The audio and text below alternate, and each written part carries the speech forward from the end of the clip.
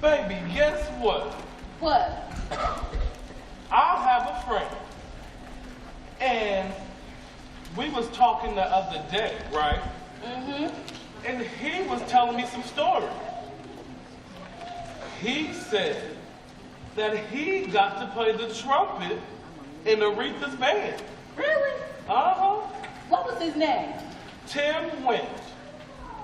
We went to high school together. You remember him? I think I do. What? Yeah. Trell, what's that face thing called? You got the phone or whatever, FaceTime. Yeah, let's go FaceTime him at the table. Y'all know y'all gonna have to help him with that. Do you know how to FaceTime, Dad? Yes, I do. No, he don't. Look at him. He can't. Trell, help him. Trell, you do. I got you. What's his name? Tim Went. You don't listen. Here you go. Hello? No, Dad. Hey, Tim. Hi everybody, how you doing? My name's Tim Went, and I am a graduate of Marion High School, class of 1974. I'm a professional musician. I've been a trumpet player almost my entire life. I actually started trumpet June 1968 at Washington Junior High School. It's been all I've ever done my entire life, and I have no intention of stopping anytime soon. Being a professional musician, I've got to experience a lot of wonderful things and work with some amazing performers, and I've been asked to tell you all about my times performing with the Queen of Soul, Aretha Franklin, the undisputed Queen of Soul. There'll never be another. I started performing with Aretha in the summer of 2006 in the New York City area, and I got to perform with her maybe a dozen times or so up until her passing last year, and almost all of those in the capacity as her lead trumpet player. And I've been asked to tell a couple stories, kind of backstage stories that many people don't know about. So one of those would be that she had an absolute aversion to air conditioning. In fact, it was in her contract that there would be no active air conditioning in the theater when she showed up. And she used to get to the theater, 8 o'clock curtain. She used to get there 6:30, 7 o'clock or so. Well, to make sure everything was nice and warm, they cut the air conditioning around 5 p.m., which is when the orchestra's still rehearsing. So come 8 o'clock, curtain time, theater's nice and warm. Well, we were doing a benefit performance for a charity, I forget what the charity was, at a location in the Wall Street district called Cipriani's. Cipriani's used to be a bank, now it's a privately owned venue for events. You can rent it out if you want. And this was a charity. There was people that had paid a lot of big money to come see and hear Aretha. So 5 o'clock rolls around, they cut off the air conditioning. When she gets on stage, we're pretty much just dripping in sweat, but it's warm for Aretha. She's happy. That's the only thing that matters. Well, we start the concert. We finish the first song. We get ready to start the second one, and she says, "Stop, stop, stop everything. I'm cold. Fix it." So this had never happened before. Somehow, somewhere, the stage crew found 3 small space heaters. They brought them out on stage, put them around her, and that's where she did the rest of the performance inside that little area of nice, toasty warmth. Another air conditioning story would be Radio City Music Hall. I got to play for her what turned out to be her Radio City Music Hall debut in March of 2007. We did 2 performances, a Friday and Saturday night. And we come back for the show on Saturday night, and the stage at Radio City Music Hall is in 5 or 6 different sections. It could be raised or lowered depending on what act wants to happen. So there's a gap, maybe a 1/4-inch gap between each of those sections. And we come back for the second night show, and all of those gaps had been covered with duct tape because apparently she was feeling some sort of draft from the area below the stage. She absolutely did not want any sort of cold air conditioning around her at all when she performed. All right, the next story, and this is in addition to a famous story that a lot of people know. But Aretha, when she would arrive to a venue, was always presented by the concert promoter with an envelope that had $25,000 in cash in it, and that was her extra performance, called a tip if you want, for performing. This is above and beyond what she was paid just for doing the performance. And she would put that envelope in her purse, and that purse was with her the entire time she's in the theater. Well, we'd start the show, and we'd do the overture, and the crowd's going crazy, and then she would come out. She would be escorted out to the front of the stage by her personal valet, a guy named Willie Wilkerson. She would then center stage. Willie would then kind of bow to her, and then she would give Willie that purse. Willie would then put that purse with the envelope in it underneath the grand piano, which was on stage. She would play piano on a couple of tunes towards the end of the show. And she would then do the rest of the performance. Every now and then just kind of looking back at the purse. Well, we always had at least 2 encores prepared to play for the end of the show, sometimes 3 or 4, depending on what Aretha wanted to do. And she would finish the concert, she'd walk off into the wings, crowd would go crazy, come out, do the first encore, she'd walk off, crowd would go crazy, bring out, come do the second one. So we always knew when we were finished, because instead of Aretha coming out, it'd be Willie who would come out to the grand piano, retrieve the purse, bring it back to Aretha, who's in the wings, and that way Aretha always knew where that money was. You know, should have been a lot more. She always just did amazing performances. And I understand you guys are doing a little tribute to Aretha Franklin. I think that's a wonderful thing to do. There's been so many great performances in that auditorium, and I'm sure this will be another one of them. I want to thank Mark Fauser and Bobby Ellensby for letting me allowing me to be part of this. I wish you guys the best of luck on everything. And students, stay in school, study, be good people, be the best person you possibly can be, and enjoy life. Thank you all for your time. Hope to see you sometime soon. I gotta go do some practicing. Okay, bye.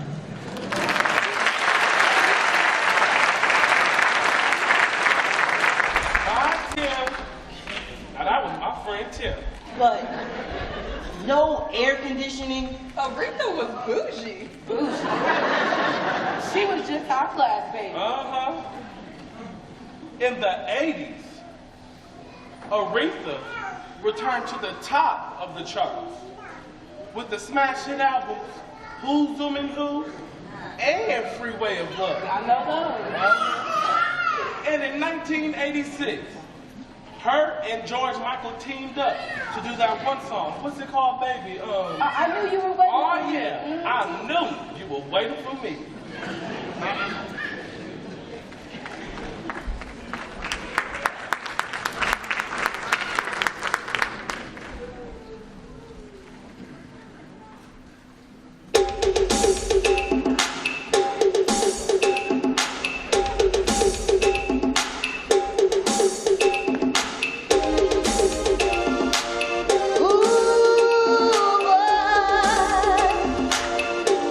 Yeah, yeah.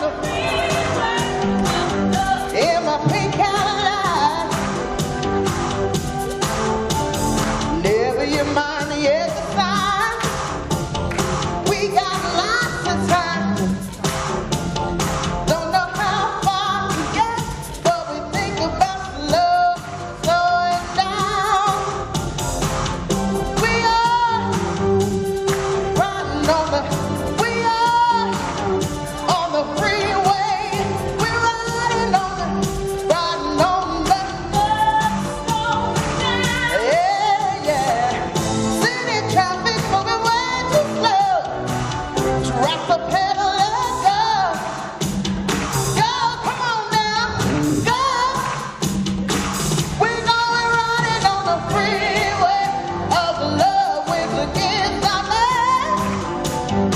Hey, we're running on the freeway of love in my pink Cadillac. Hey, we're running on the freeway of love with against our lives. Hey, we're running on the freeway of love. Yeah.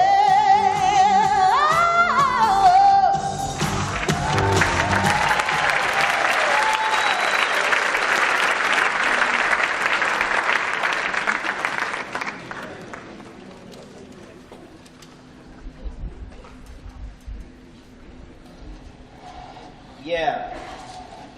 I've been looking her up, and she was very soulful. But there's this one song, Rocksteady. It is stupid good. You have to hear it. Play some.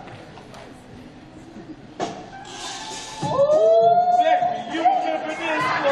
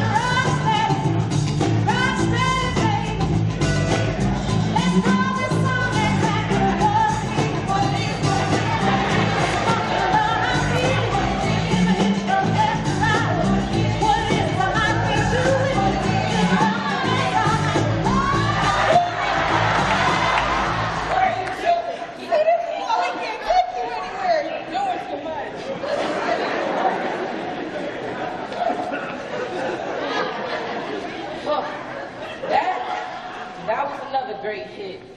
And in 93, she performed at another presidential inauguration. This time, it was for Bill Clinton. And many awards and documentaries followed. You know, she went on and received 18 Grammys and other honors. She almost had as many Grammys as Beyonce. She must have been good.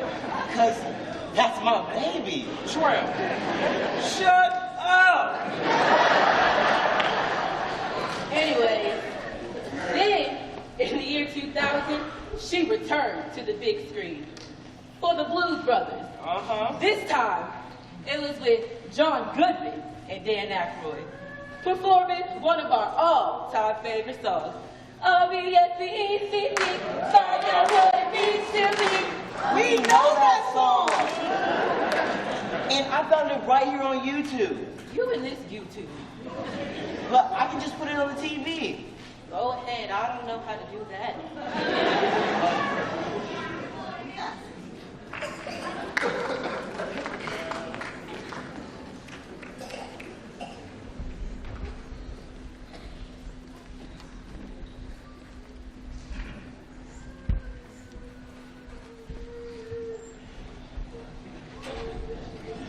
Matt!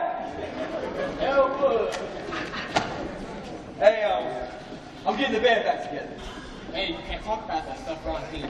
Hey, Matt, she's back from lunch.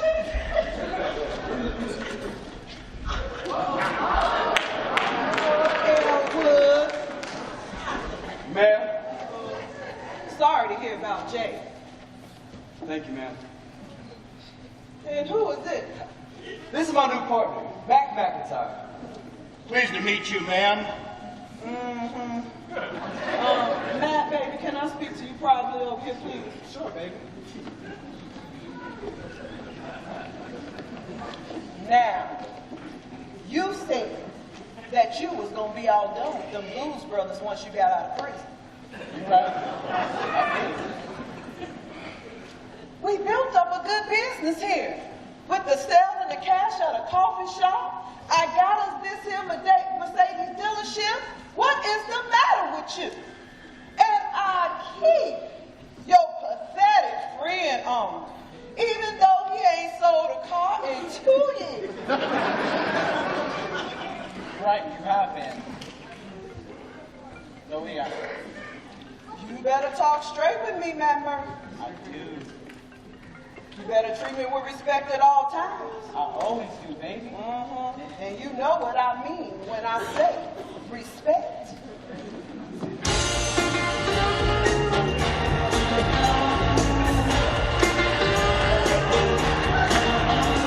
Hey, what you want? What you need? You know I got it. All I'm asking is for just a little bit. Just a little bit. Just a little bit. Just a little bit. I don't do wrong while you're gone. I ain't gonna do wrong because I don't want. All I'm asking is for that ass back when you get home. If you can get home, just a little bit. Just a little bit. I don't want to give you all that money. And all I'm asking in return, honey, is to give me my Caracas when you do. Just a little bit. Just a little bit. For me now.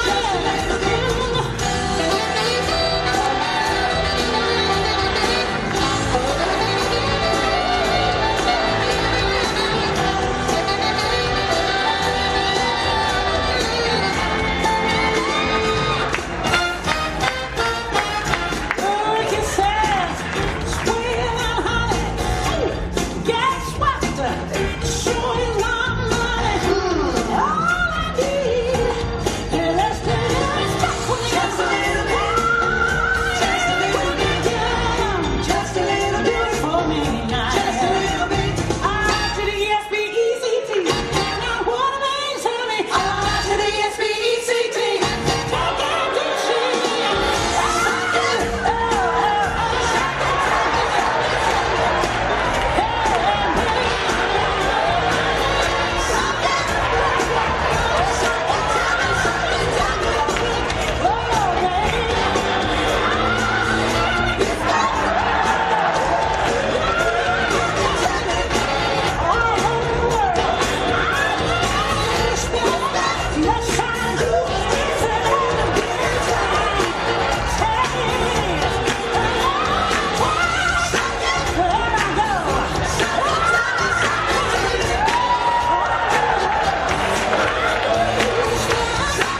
Yes, I do.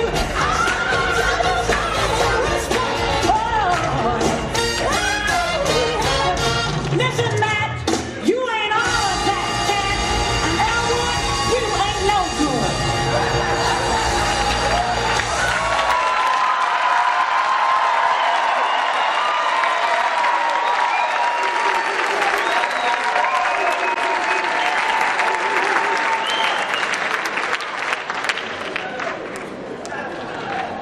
They was getting In 2003, Aretha released her last studio album.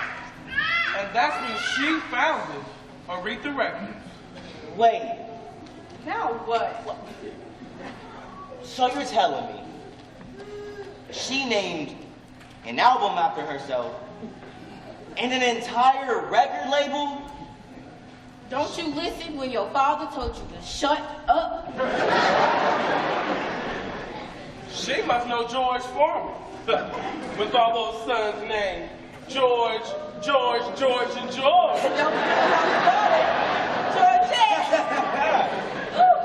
And in 2009, guess what she did? What? She performed at another presidential inauguration. This time for President Barack Obama.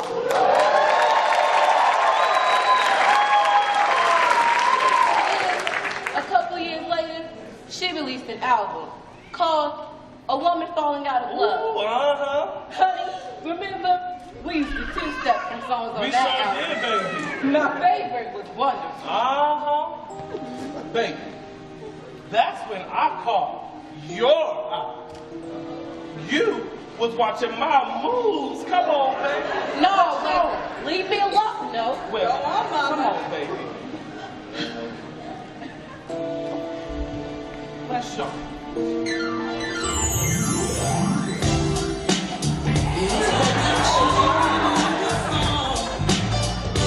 Maybe in a past life, you were mine and I was yours. 'Cause the vibe we share feels so comfortable. Is it possible someone could make me lose control? Y'all know this. What are you doing here? 'Cause I just can't believe you're feeling me like I'm feeling you. I had to punish myself 'cause nobody else is giving me such a chance and made me feel the way you do.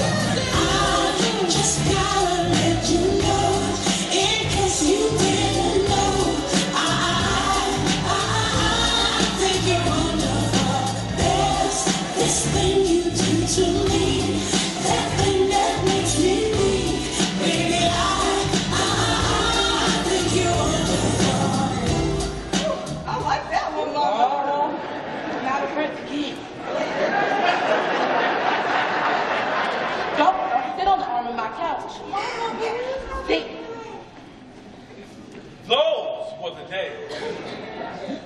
And Aretha continued to make her presence known Sure did. after the rise of some of the upcoming greats like Jennifer Hudson, Beyonce, Mary J. Blige, Adele, Alison Krauss, and many others. She was also the first female inducted into the Rock and Roll Hall of Fame.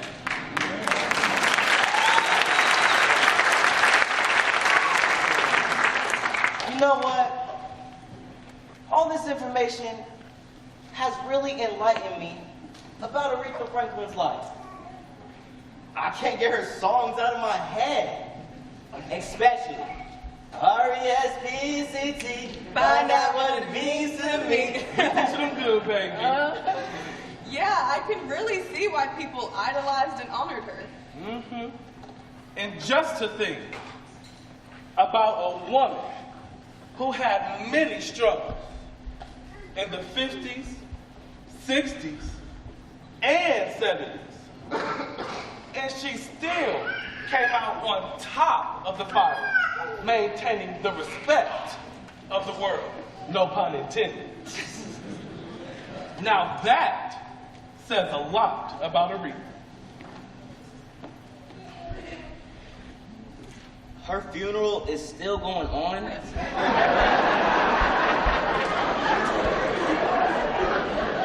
Hasn't it been 6 hours? Where's the remote? Let's listen to Cicely Tyson. Also, one of my favorites. Turn it up a little bit. I am.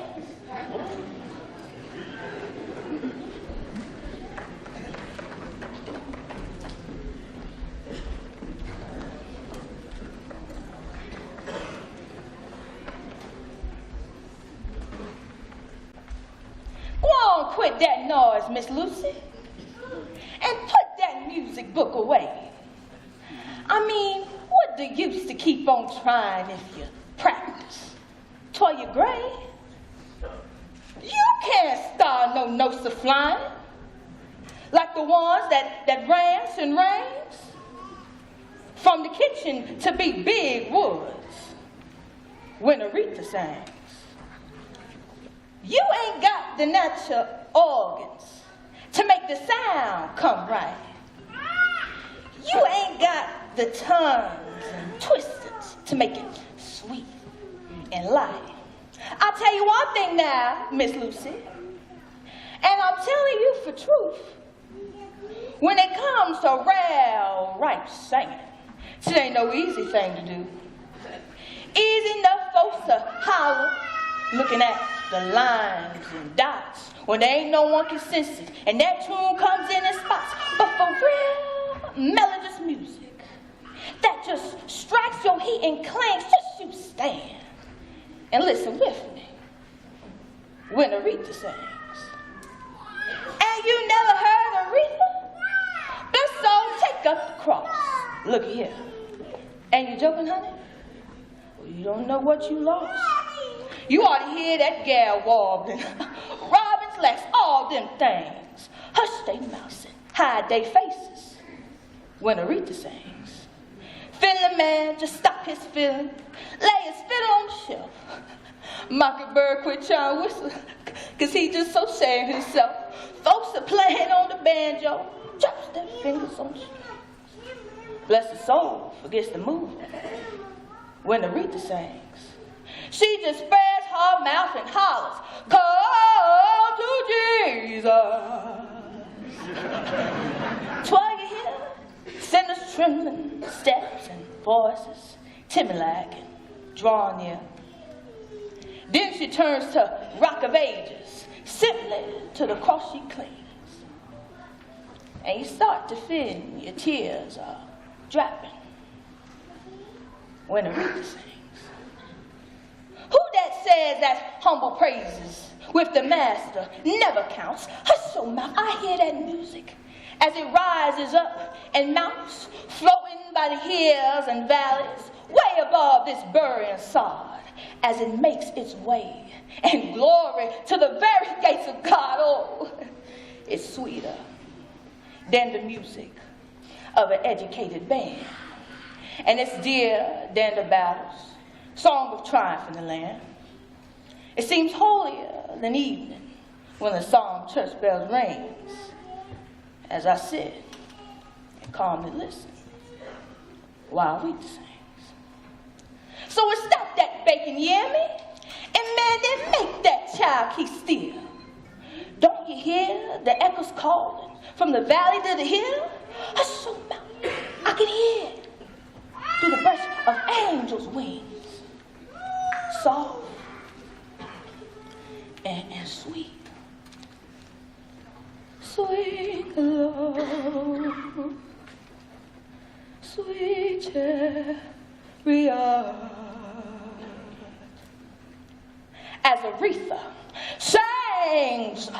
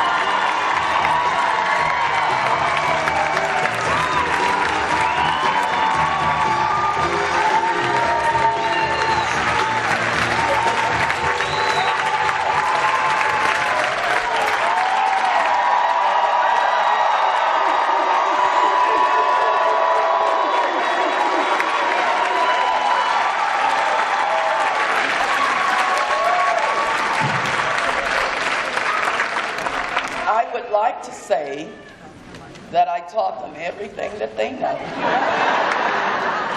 But I can't say that.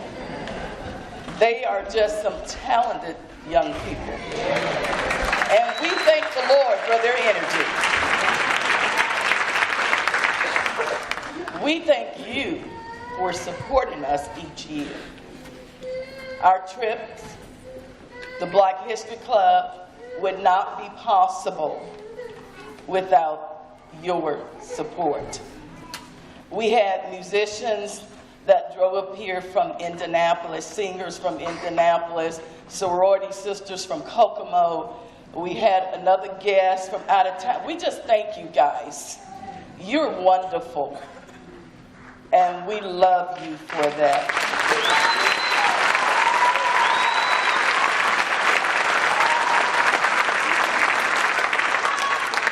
Our cast is going to meet you guys and greet you outside in the lobby.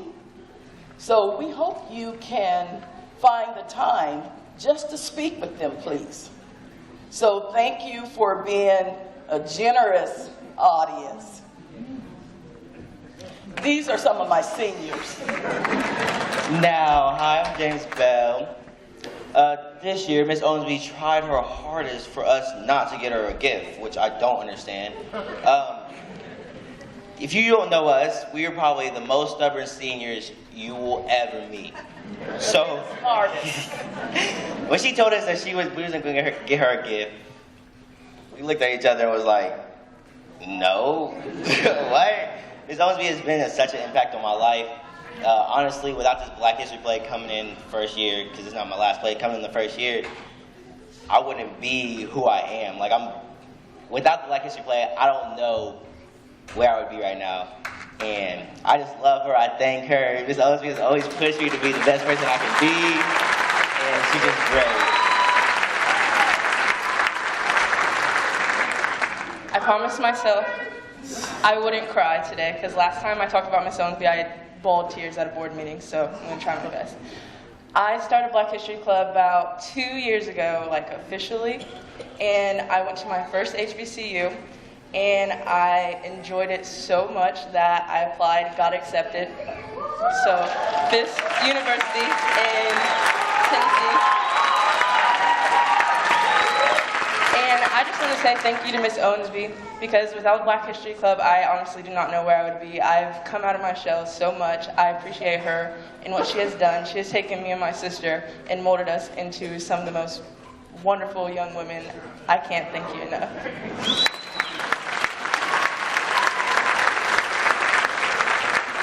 They saved the best for last. But no, seriously, I just want to thank Miss Owensby so much, and I'm trying not to cry right now.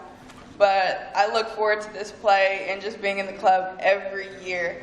I didn't do it my freshman year. I don't know why somebody didn't smack me and tell me to be in the club, but I was grateful enough to get it together my sophomore year, and since then, it's been such a family. I've made some of the best relationships of my life, and I just love Miss Owensby, and I'm gonna cry. But I just want to say thank you, Miss Owensby, so much. You are one of the biggest inspirations that I have. And